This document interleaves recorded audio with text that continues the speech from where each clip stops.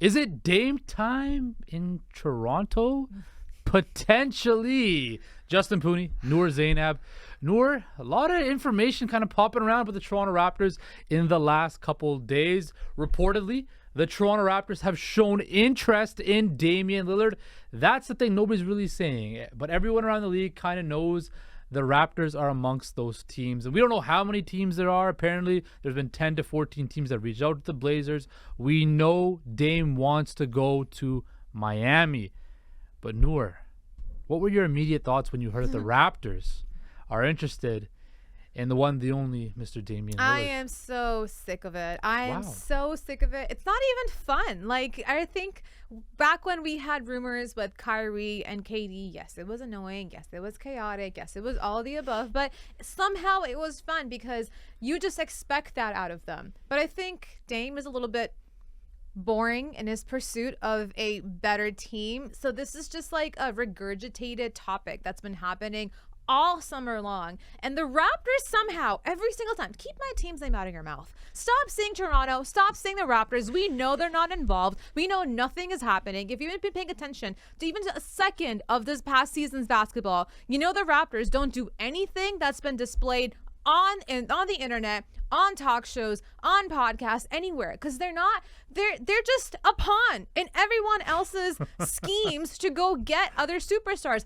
How is it like, but there's one Eastern Conference team mystery that you team. should vouch over? It's always the Raptors. Why is it always the Raptors? Because the Raptors don't leak. We know Masai likes to be involved in all these deals. Now, it's been a long time since he pulled off a massive move, but the Raptors are in a weird spot. Right? They're kind of in no man's land. They have, again, we talked about Scotty Barnes the other day. We talked about Pascal Siakam, OG, Gary Trent, players that are kind of in their primes, right? Pascal's still, in his prime, right? Trending towards the end of it. But you want to maximize. He's in his prime right now. He's almost 30. He has the best season ever He's almost, last I'm year. saying he's in his prime. Did I not say he's in his prime? I said he's in his prime. Okay. I said he's in his prime. Did I not? We can argue it, but anyway, okay.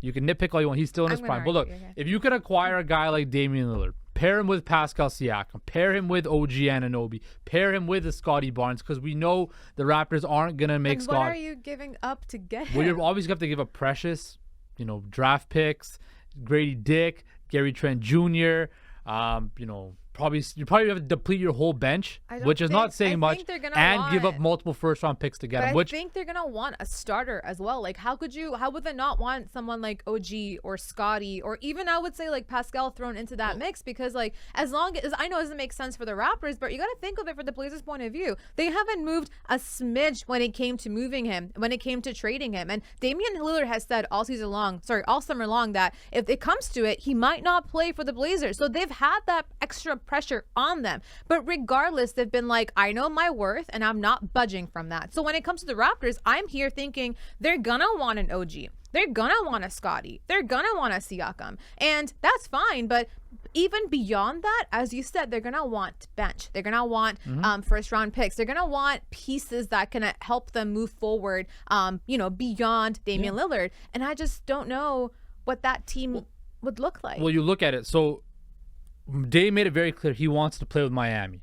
He wants to be in Miami. So the Blazers have only really been negotiating kind of with the Miami Heat. And Miami, knowing that, can lowball, pay the smallest amount of price for Damian Lillard. Now with a team like Toronto, who can offer maybe a Gary Trent, a Precious Achiuwa, a Grady Dick, a couple first-round picks, right? That might be better than the package that Miami's offering, right? So then that either ups now the Raptors could be a pawn, right, where that ups the ante for Miami, right, to finally meet Portland's price, but also, right, that could just be a better deal for the Portland Trailblazers. And the GM of the Trailblazers has made it very clear he's out to do the best thing for the Portland Trailblazers, not Damian Lillard. That's why he's not a part of the Miami Heat yet. But also, Dame was on the Is What It Is podcast with Cameron and Mace, and he talked about potentially staying in Portland. Let me ask you this. This upcoming season, do you want to stay in Portland? In a perfect world, I could spend my entire career in Portland. Yeah, Portland's home. Listen, one thing. Now, Noor, I'm gonna pose something to you. Okay, so training camps around the corner, NBA media days coming around the corner, and Dame has not been moved yet. This is a smart ploy by Dame to say, you know what, I would want to stay in Portland if all things were considered. He's ingratiating himself back with the fan base and the front office, basically saying, I can come back, because he knows he might not get traded right away, so he doesn't want it to be awkward when he arrives. He's like, in I'm Portland. still your loyal guy, Yeah. guys. I'm still here. I'm not going anywhere. I was wanting That's a to really go, bad but Dame now they want me impersonation, by to the way. stay. I know, I can't do chill. He's very chill. It's too mellowed out. That's so funny you said that, because I didn't even think about that, but I think you're right, because he's looking into the fact that, well, I might not get moved, and well, I said I'm not gonna play here, and you know what? Maybe I should get the fan base on my side again, because you know, if I have to play here, I don't want to get booed when I'm walking down the court. But I don't know. I don't know what's happening. I think ultimately what's going to go down is he's just going to lace up for the Blazers this You think season. so? I think so. And I think he's going to play, and we're all going to act like this never happened. This summer was never a thing. And he's going to go back there like, loyal, Dame time, I'm here, like constantly. And I think this was just a fun distraction for a little bit. He tried. But deep down, he's just not that guy. Look, I heard Scoot Henderson say that, like, there's no animosity if Dame comes back, like, that's big bro and stuff like that. But going back to the Raptors quickly before we go back into the overall Dame talk. Right. Percentage chance that Dame comes to Toronto and actually stays, because look, we look at his contract details. Yeah, but That's a big factor. Yeah, like, that he's is a huge factor. makes $45 million this year, $48 million next year. Then his new contract kicks in. He's still got 2 years on this deal. Then it's $58 million, and then he has a player option at the age of 36 for Noor $63 million. See, now you can look at it both ways, where it's like, if you get him, yes, he said that he might not play for a team that's not Miami, but you've got 3 years on contract. You're kind of, 3 plus 4, right? Yeah. 3 plus 1. So you have, that's definitely 3 guaranteed. So you have to show up for 3 years. So whoever kind of takes the ball on him, you know, pays the price. You're not in a situation like it was with Kawhi, where Kawhi was just going to be a rental to where he wanted to go. It was just the 1 year. You just have him from that one last season, and that's it. With Dame, like, you now have him. Now, that's great. But there's also a bad side to that, where he will demand a crap ton of money. As he said, in his final year, $67 million. 63, sorry. Oh, sorry, off by $5 million. But That $4 million. oh my God, my math. That is $4 million. But whatever. Anyway, so you just threw me off. Anyway, so you go, you know, there's a good side to that, where you definitely have him on lock for 3, if not 4 years. But on the other hand, you're not paying a 36-year-old Damian Lillard $63 million while you have a bunch of other guys who also want to get paid. That, I believe, takes up about, what, 33%, 36% of the Raptors? 36.8% of the cap. Thank you so much. 36.8% of the Raptors' salary cap for that year. He will be 36 and earning that much money. And then beyond that too, it's like, do you want to have an older Damian Lillard? I'm not saying that, you know, he's going to go down. Like, we know what he's capable. He's an amazing player, but there's gonna come a point when, you know, as you said, I think this is more pertaining to Dame over Siakam, where Dame is at his peak, but he's at the lower, he's like descending, getting to the point where it's going to start descending, you know? He averaged 32 points last year. No, I'm saying, like, for Siakam, it's different, because Siakam is like, he's going to be 30. But Dame, it's like, he's here. He's still at his peak. But the years when the drop-off is about to come are not too far away. Yeah, I mean, look, You know? if I'm the Toronto Raptors and Masai And then you're Ujiri, giving up, what, your entire youth to get him? exactly, and that's the thing. That's what I want to say. If I'm Masai Ujiri and the Toronto Raptors, adding Damian Lillard is a big splashy move, right? Yeah. But does that move of Siakam, say, for example, big three or starting lineup of Lillard, Siakam, Lillard, Siakam, OG, Barnes, and pick whoever else, Dennis Schroeder, right? Whoever.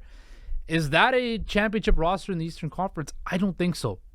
I think you'll obviously be a playoff team, but I don't think you're better than Milwaukee. I don't think you're better than Boston. I don't think that with those pieces you can compete for a title. If you add Dame and keep Bam, Jimmy, and stuff like that, I think is a championship roster. But I don't think the Raptors depleting all their resources. They already don't have their first round pick next year, right? Yeah, well, I think this kind of reminds me of like when Philly traded for Harden, right? A desperation move? Yeah, well, they gave up a lot to get him because they were just at a point now where it's like Ben or him, and you gotta go with Harden. So when they gave up, what they gave up for him was a lot, and they got back Harden. And the first couple months, it was a dream come true. It was like a honeymoon phase. They were having great ball runs together. They were winning quite a bit as well, and you saw contributions from both Harden and Embiid. Now the issue came when people got injured. Then you had absolutely no depth. And what happened to Philly in the postseason? They flamed out like every other year. What's happening in the off season? Harden wants to leave. But and now Harden and Morey are fighting. So it's that factor, right? Where it's like, yes, you're going to have something great for a little bit, but everything is going to need to be perfect for you to be that amazing team, because now you have nothing to fall back on if something goes wrong or if someone gets injured. It's a little bit, I understand where you're coming from, but it's a little bit different because James Harden is such a damaged good. No, now. But I'm not talking about their personality. I'm saying in terms of what you give up to get them. You gave up a lot. I have a better analogy, and Masai Ujiri is involved in this one. Better analogy? Yeah, let's absolutely. freaking hear it. Don't say it off the bat. when the New York Knicks traded for Carmelo Anthony from the Denver Nuggets, Masai Ujiri was a GM of the Denver Nuggets, and he stripped everything from the New York Knicks to get Carmelo Anthony, right? With this Toronto Raptors team and where they are, we talked about at the end of last year, right? Where my reference was better, but sorry. Okay, yours is better. Fine, yeah. I'll admit it. Yours is better. Yeah, anyway, the Toronto Raptors are at a stage right now where they need to focus on development. They hired a coach for development, right? The Raptors need to go younger. I still believe that. I don't think going for a playoff bid and all of that is kind of false hope. Develop these young players, see what you got with these young players, and go from there. Adding a guy like Damian Lillard does not fit that time frame, that path, right? And we still don't know what direction the Raptors are going on. By this direction, they still want to, win and win titles, or not even titles, win playoff games, not even playoff rounds, right? I mean, they could win. Don't be that harsh. I think with that roster, it's about who you keep. Like, I'm not sure who you're keeping. I don't know who you're going to let go. So if you're able to somehow, I don't know, fleece them like Masai did for Kawhi, if something were to go down where it's like, okay, now it's this or nothing for Blazers, and they just kind of take that bullet and run with it, then I think there's a chance that if we're able to keep even like, I would say, I don't know, 75% of our core right now, and you add Dame to that, it's a good chance that this team could make it deeper in the playoffs. I don't think they'd be the favorites to win the Eastern Conference, but I think they could make it deeper. But again, that's only if they could stay healthy. And the health would be such a massive factor because, again, you said your analogy was good, it wasn't bad, but mine is very completely on par, where when you give up a lot to get this one thing back, it looks very good for a little bit, but when push comes to shove and you can't afford any liabilities, then it shows you what you gave up. But at the same time, I'm like, I would love to have Dame. Absolutely. I would love to have Dame. I want to have Dame on my team, but what do you give up to get him? You mentioned a good point, too, of his health. Right? Last year, Dame played 58 games. The year before that, only 29 games, right? Yeah. He is going to be, 33 this year? So that is something you have to worry about. And our guys are injured quite a bit, too. Exactly. Like at OG, Siakam has been, thank God, knock on every wood in the world possible. He's been pretty good. But we've had guys who are pretty prone to injury as well. And you kind of have to, I don't know. I would love to see Dame in Toronto. I would love Dame. You just said you don't want. You said no. I keep saying it. I want him to be here, but it's about the right offer, and I don't want to give up too much to get him, because then you don't want to shoot yourself in the foot for your future either. We already kind of have a lot. I think we're both in agreement that the Raptors need to not go big game hunting. Is it agreement or agreement? I think it's agreement. Guys, agreement or agreement? Okay, What's the right word? We're both in agreement or agreement. I'm in agreement. Okay, doesn't matter. We can have a debate on that too. But the Raptors are in no position right now, I believe, to go big game hunting like this. A team that I believe they need to go down the path of development, youth, go towards that road. You have some good young pieces that we have mentioned. See what you got with them. Yeah, and you got Darko, right? Darko's exactly. here for and development. Does Dame want to play for a guy like Darko who's not proven? He wanted Chauncey Billups to come to Portland, was very adamant on that. Got him, it just didn't work out. So I see a team like Miami who has, Bam and Jimmy, guys who are in their primes that want to win. that makes sense. A team like the Raptors, who have, yes, pieces that are in their prime, but they're more catering, I believe, now towards development. I don't think that makes sense, right? Yeah. Before we wrap up, me and you got in a little bit of a debate. Surprise, off camera about Dave's comments about Kevin Durant on that same It Is What It Is podcast. So we're going to play it for you, and then you're going to hear us debate about it. I think KD is, obviously, he's one of the greatest players of all time, but if I was in his shoes, I wouldn't have done that personally. Like, I just felt like it's the team they lost to. It's a team that had been, I think they had won it a couple times, or they had won it once before he got there. I wouldn't have been able to, that ain't something that I would have did, but I think everybody's situation, you got to do what you want to do.